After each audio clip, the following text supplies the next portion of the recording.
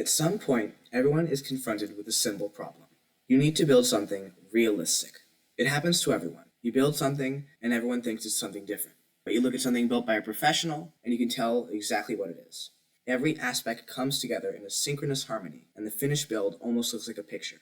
But how do professionals create something that looks so realistic, so perfect? Well, it's simple, and it all comes down to one thing: detailing. Detailing is what defines exactly what a build is. Get it right, and all the parts of your build will combine into a flawless whole. But get it wrong, and your whole build will look like a hot mess. So keep watching, and you might finally understand the trick to realistic building. The first type of detailing is simple: texturing. This simply refers to using different types of blocks in one surface and serves to break up a wall or structure, as you can see here. A wall of one single block can look bland, so adding texturing, in this case substituting sandstone for sand, can make it look more interesting and give it more depth. This is especially effective on larger builds. This will often blend into one color. The amount of texturing in a build can also affect how worn or decrepit it looks. Thus, with modern builds, one should not use too much texturing, except in places meant to look worn or dirty. However, an abandoned ruin should contain many different blocks, as this will make it look chipped or uneven.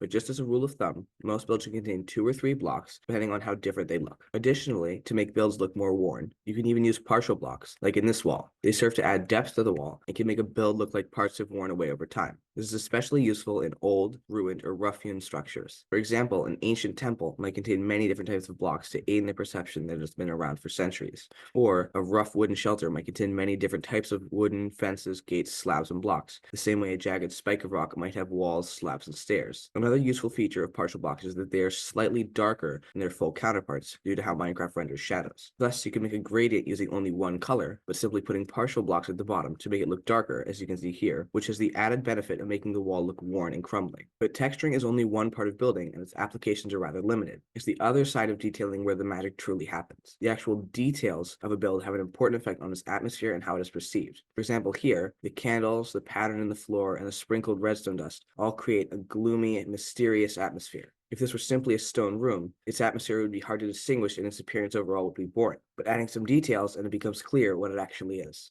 This is the ultimate purpose of detailing, to identify what something is. While a modern house and a medieval castle might be similar colors, they are clearly distinct. And while both are generally made up of rectangles and triangles, there can be no confusing the two, and it all comes down to the details. Take a moment to think about what makes your house, your room, different from everyone else's and how you can recognize it. It's not that it's a square or that it has bed in one corner, that there's a window. It's the clothes strewn across the floor, the desk with your computer, and the dresser next to your bed with that stain from where you spilled your coffee. Those are the details, and that is the trick to making a recognizable build. It's the details that cultivate the overall sense of the build, of what it is, where it is, and how it came to be, and that is what you're trying to create in Minecraft. When you're creating a build, take a moment to think about what it should look like, focusing not on the individual details as you might think, but on the overall look. This is because you want to make all of the details fit together, so envisioning the overall style of the build is critical. After this, there are 2 approaches. First is to imagine the overall style of the build and create the details from there. The second is to use references to create the build. Generally, if it is a combination of both, it works best. If you're trying to make something look realistic,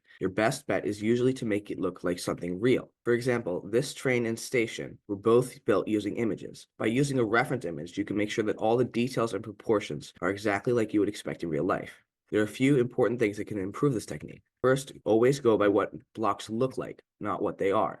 For example, this coal is made of deep slate and blackstone, not actual coal blocks. This is because the coal blocks look too dark for this application, so a lighter block is used. Secondly, use partial blocks to their full potential. In the train and station, we can see fences, walls, chains, slabs, stairs, and trapdoors everywhere. These can add an important layer of depth to a build, and offer far more versatility than normal blocks.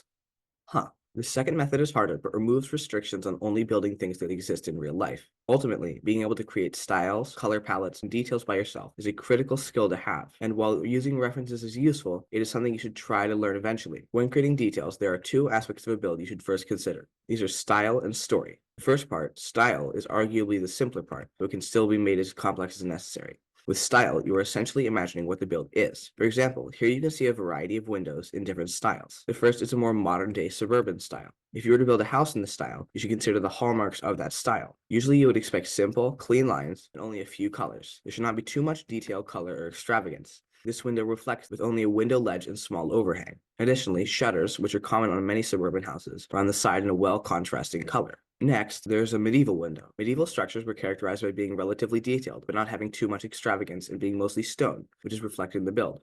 Finally, there's a Victorian window, with its characteristic red and white colors and ornate geometric style. When building, it's important to consider the stereotypical aspects of a style and to exaggerate them. Here, we can see two arches in two different styles. While one is simpler and bulkier, the other is more graceful and decorated. When building, it's important to consider the amount of detail a certain style should have and to maintain that style across the whole build. Also, if you would like to see more of this type of content and help support the channel at the same time, please do consider subscribing. It helps out a lot and allows me to keep creating this type of content. Finally, we arrive at story. This is what has happened to a build. When creating story, it is important to consider the entire history of something. When was it created? How was it made? Who made it? All are important questions. For example, in Good Times with Scars Hermitcraft Season 8 starter base, we can see a sandcrawler-esque vehicle. Behind it are muddy tracks and fallen trees, showing how it has driven across the landscape, knocking aside trees as it went. This is all part of its story, which is all shown in detail. Thus, it is through the details that we tell the story of what something is, where it is, and what has happened to it, which is what your details should always seek to convey. And if you want to see how to use landscaping to complement the atmosphere and details of a build, click this video here.